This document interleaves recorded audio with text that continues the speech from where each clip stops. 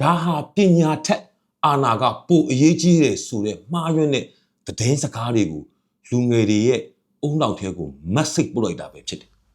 တခင်ဆိုးပြောတဲ့စကားတခွန်းရှိတယ်မြန်မာစစ်တပ်ဟာတတိမမှန်ဘူးဖက်စစ်တတိတွေပါလာတယ်တနေ့နေ့တိုင်းပြည်ကိုအကြီးအကျယ်ဒုက္ခပေးလိမ့်မယ် ပြောရမှာတော့စိတ်မကောင်းနေမြင့်နေအယူရင့်နေဆိုတဲ့တောင်းနိုင်တာဒီနေ့ကရန်ကုန်တက္ကသိုလ်ရဲ့သမိုင်းဝင်ဂုံကြီးဂုံတိတ်ခါတွေအရန်ကိုညှိုးငယ်ညံဖင်းသွားရတဲ့နေ့ပါပဲရှင်ထဲကအလွန်ပင်နာကျင်ကြည်ကွဲရပါတယ်လူဦးရေတန်း90ကျော်ရှိတဲ့ဒီမိုကရေစီနိုင်ငံတစ်ခုကို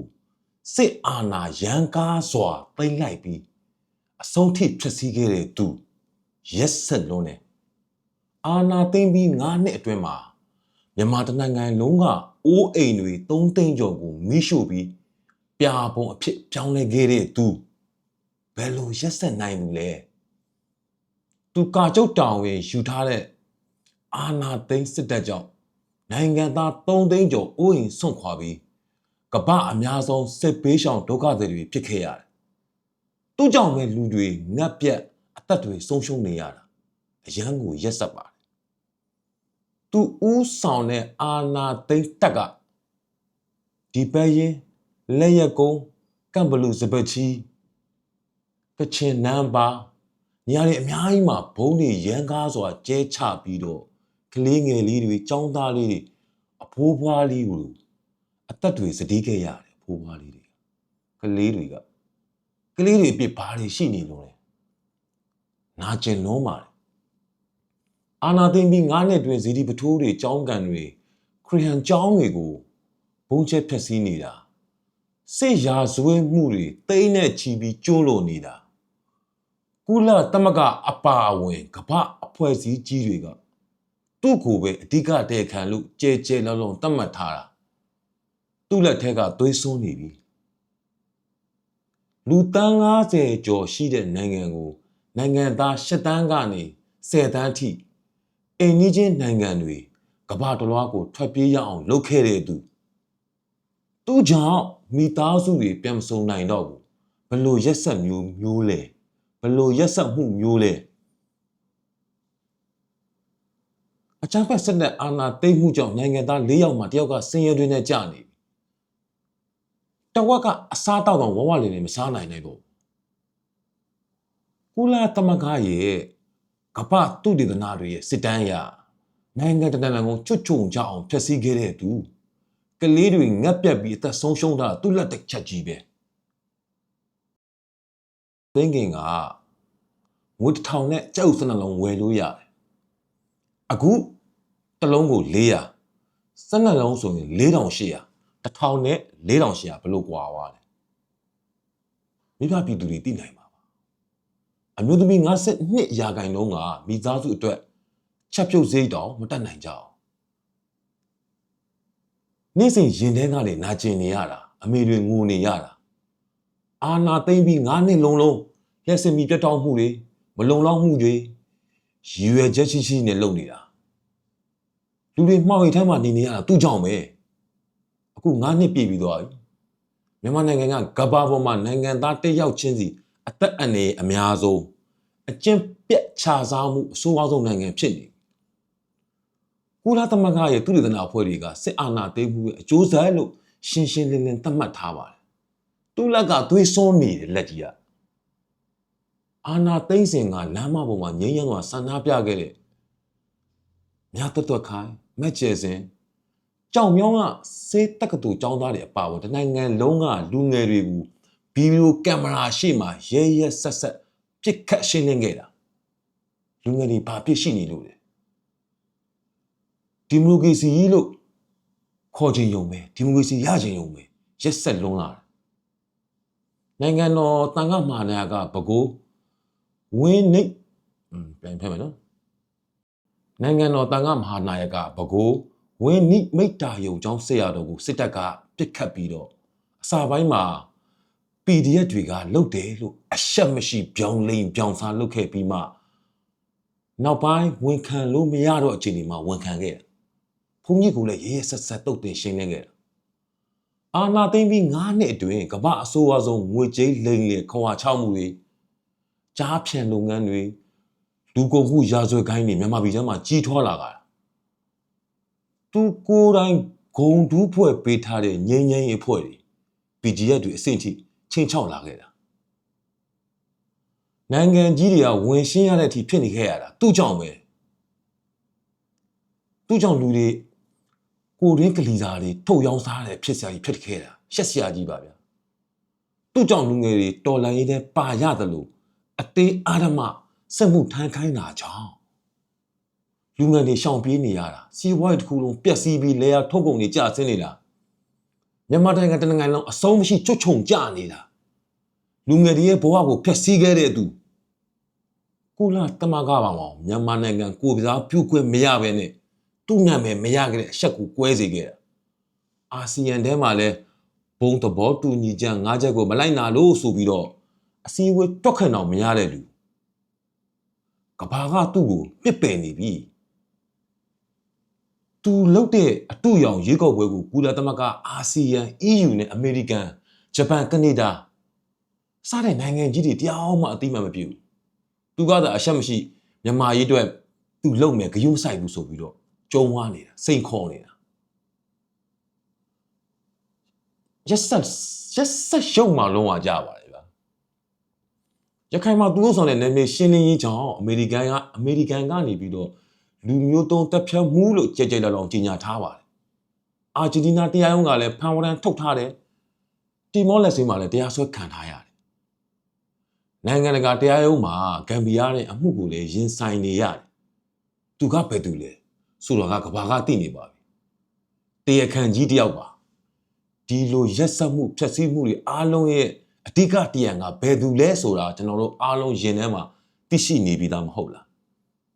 သိရှိနေပြီးသားပဲဖြစ်ပါတယ်တက္ကသိုလ်တစ်ခုရဲ့အဓိကတာဝန်ကလူပုဂ္ဂိုလ်တဦးကိုမြောက်တင်ဖို့မဟုတ်ပါဘူးတက္ကသိုလ်ဆိုတာကအောင်မြင်မှုကိုမတင်ပေးပဲအကျိုးဆက်တွေကိုတွေးခေါ်နိုင်ဖို့တည်ရှိတဲ့နေရာပါလွတ်လပ်စွာမေးခွန်းထုတ်နိုင်ခြင်းအကြောင်းရင်းနဲ့အကျိုးဆက်ကိုချိတ်ဆက်နိုင်ခြင်းအာဏာကိုမကြောက်ပဲအမှန်တရားဘက်ကယက်တည်နိုင်ခြင်းဒါတွေကပညာရေးအခြေခံစံတန်ဖိုးတွေပဲဖြစ်ပါတယ်မင်းအောင်လိုင်ကသူ့ဘာသာသူခန့်ထားတဲ့ပညာရေးဝင်ကြီးကနေဂုံဒူးဆောင်ပါတကူဘွက်ကိုသူ့ကိုယ်တိုင်ယူလိုက်ရတဲ့မြင်ကွင်းကိုမြင်လိုက်ရတဲ့အချိန်မှာလူအများစုအတွက်အရင်ဆုံးပေါ်တာကရေစရာလူဖြစ်ဆိုတဲ့ခံစားချက်ကိုမြင်နေရတယ်တိတ်ခါမဲ့သွားဒါပေမဲ့အဲ့ဒီမြင်ကွင်းရဲ့အောက်ခြေကိုနည်းနည်းလေးနှက်နှက်ရှိုင်းရှိုင်းစဉ်းစားကြည့်မယ်ဆိုရင်ရေစရာတဲ့ပူပြီးစိုးရိမ်စရာကောင်းတဲ့စိတ်ပိုင်းဆိုင်ရာအချက်လက်တွေကိုတွေ့မြင်လာရတယ်စစ်ကောင်းဆောင်အချမ်းပတ်စစ်ကောင်းဆောင်က DSA စစ်ကြောင်းစင်းဖြစ်ပြီးတော့ရန်ကုန်တက္ကသိုလ်ရဲ့ဂုံသိက္ခာအမြင့်ဆုံးတက္ကသိုလ်မှာတစ်နှစ်ထဲသာတယောက်ခွင့်ရတဲ့အတွေ့အကြုံသူ့စိတ်ထဲမှာဖောက်ဖျက်လို့မရနိုင်ဘူးအငုံစိတ်တစ်ခုအဖြစ်ကြံနေရှိတဲ့ပုံရတယ်အထူးသဖြင့် DSA စကူအပတ်စဉ်တွေမှာထူးချွန်တဲ့ကျောင်းသားတယောက်လည်းမဖြစ်ခဲ့ဘူးတမိုင်းချောင်းကိုခြုံငုံပြီးတော့ကြည့်မယ်ဆိုရင်ပညာရေးအရာအားနည်းချက်ကိုအဖြစ်မခံနိုင်လို့ငါပညာရေးအားနည်းပါတယ်ဆိုတော့အဖြစ်မခံနိုင်လို့ဂုံတူးဆောင်ဘွဲစိတ်ကိုဖုံဖိစူးစမ်းလာတာဖြစ်မယ်ဒီချိန်မှာခြားဘက်ကိုပြန်ကြည့်လိုက်ရင်ဒေါ်အောင်ဆန်းစုကြည်ကကဖထိတ်တန်းတက္ကသိုလ်နေကနေဂုံတူးဆောင်ဘွဲပေါင်းများစွာရရှိထားသူဖြစ်တယ်ပြည်သူတွေကလည်းအမေစုကိုပညာတတ်ခေါင်းဆောင်တယောက်ဖြစ်သတ်မှတ်ထားကြပါတယ်အဲ့ဒီပုံရိပ်ကြီးဟာစစ်ခေါင်းဆောင်တွေအမြဲတမ်းနှိုင်းယှဉ်မရနိုင်တဲ့အရေးတစ်ခုပုံစံလိုဖြစ်နေပါတယ်ရန်ကုန်တက္ကသိုလ်ကပါရဂူဘွဲ့ရထားတယ်ဆိုတဲ့အပြင်အစင်နဲ့ဒေါ်အောင်ဆန်းစုကြည်ရဲ့ပုံရိပ်ကိုရှင်ပြိုင်မှုစူးစမ်းတာဟာ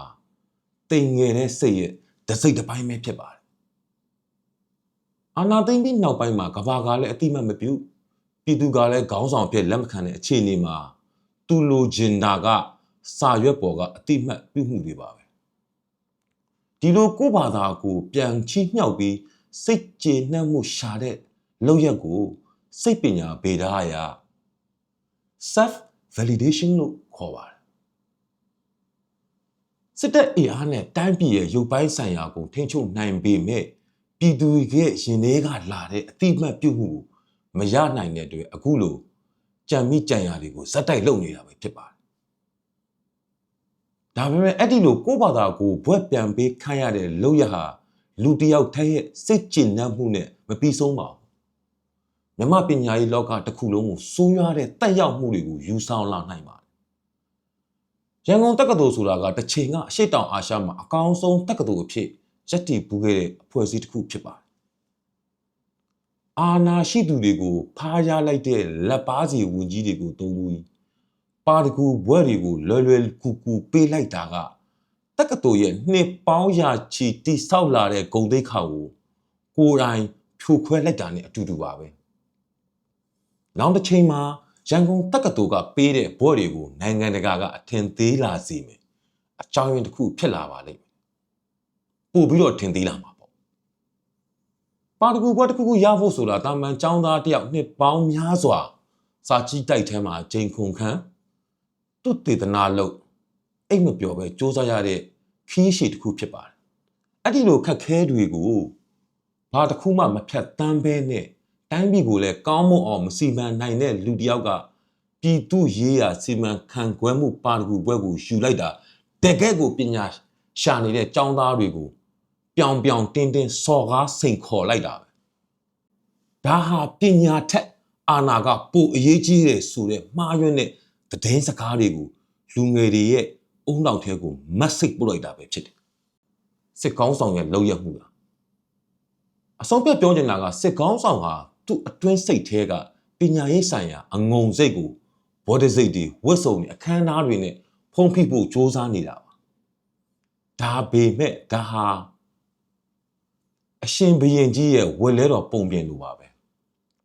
လူတွေကခံကြားတယ်လို့ထင်နေပေမဲ့ပြည်သူတွေကတော့အဲ့ဒီဝတ်စုံအောက်ကပညာနည်းမှုနဲ့အရှက်တရားကင်းမဲ့မှုတွေဂုံတိတ်ခါကင်းမဲ့မှုတွေကတိုင်းသူပြည်သားတို့မြင်နေရမှာပဲဖြစ်ပါတယ်ရန်ကုန်တက္ကသိုလ်ကအဲ့ဒီငရဲခွေးကြီးမင်းအောင်လိုင်ကိုပါတကူဘွဲ့စင်မြန်းပေးလိုက်တယ်ဆိုတဲ့အရှက်ရဆုံးဖြစ်ရက်ကအာနာရှင်စနစ်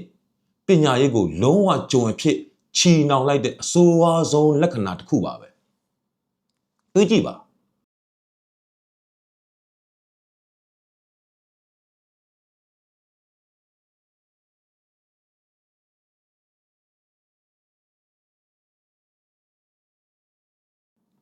တွေးကြည့်လိုက်ပါအခုလိုငရဲခွေးကြီးအာနာယူမင်းအောင်လိုင်ကစစ်ရာဇဝတ်တရားခံ ICC ကလိုက်ရှာနေတဲ့လူမျိုးတုံးတပ်ဖြတ်မှုကိုကျူးလွန်နေတဲ့ကောင်ကတက္ကသိုလ်မှာလာပြီးတော့ဂုံလူးဆောင်ပါတကူ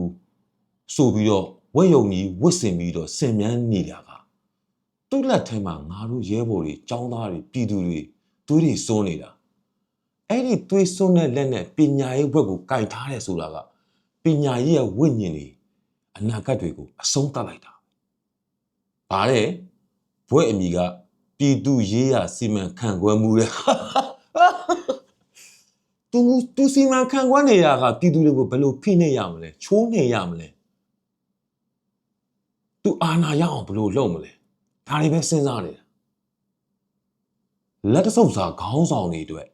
လက်တဆုပ်စာစစ်အာဏာရှင်တွေအတွက်အရှက်မရှိဂုံတိတ်ခါမဲ့စွာစူးစမ်းနေတာသူပုံဖော်နေတာပြည်သူတော့မဟုတ်ဘူးတော်ဆိုးဝါးတဲ့အဖြစ်ပြက်ကြီးတစ်ခုပါအဲ့ဒီဘွယ်မင်းမပင်အခမ်းအနားစိတ်ထဲကိုပုံဖော်ကြည့်စစ်သားတွေကဝိုင်းရံထားတယ်ငရဲခွေးကြီးမင်းအောင်နိုင်ကရေမောရက်နေတယ်အဲ့ဒီဘေးမှာခွေးသားစိတ်တွေတင်မောင်ထုံးနဲ့ချောစိန်တို့ကကြောင်လန့်နဲ့ဘွယ်ထိုးပေးနေတဲ့ပုံစံတွေသူတို့ကပညာရှင်တွေမဟုတ်တော့ဘူးစစ်အုပ်စုရဲ့ကြုံနေဖြစ်သွားပြီငါတို့တော်လန်နေတဲ့စစ်ကြုံပညာရေးစနစ်ရဲ့အဆိုးအဝါးဆုံးပုံရိပ်ပဲတက္ကသိုလ်ဆိုတာလွတ်လပ်စွာတွေးခေါ်တဲ့နေရာအမှန်တရားကိုရှာဖွေနေရပြည်သူအကျိုးကိုဆောင်ရွက်နေတဲ့နေရာဖြစ်တယ်နောက်ဆုံးနှစ်ချုပ်ပြောရရင်တခုတည်းသောနီလန်းကအာနာရှင်စနစ်ကိုအမြင့်ပြတ်ချိန်မုံမှုပါပဲကျွန်တော်တို့တော်လိုင်းအောင်မြင်မှသာ ပညာရေးဟာပြည်သူလက်ထဲပြန်ရောက်နိုင်မှာပါလွတ်လပ်စွာရှင်သန်နိုင်မှာပါဖက်ဒရယ်ဒီမိုကရေစီပညာရေးစနစ်ကိုတည်ထောင်နိုင်မှာပါတိုင်းရင်းသားပြည်သူတရက်လုံးစစ်အာဏာရှင်စနစ်အောက်မှာအမြန်ဆုံးလွတ်မြောက်ပါစေအာဏာရှင်စနစ်မူချကြဆုံးရမည်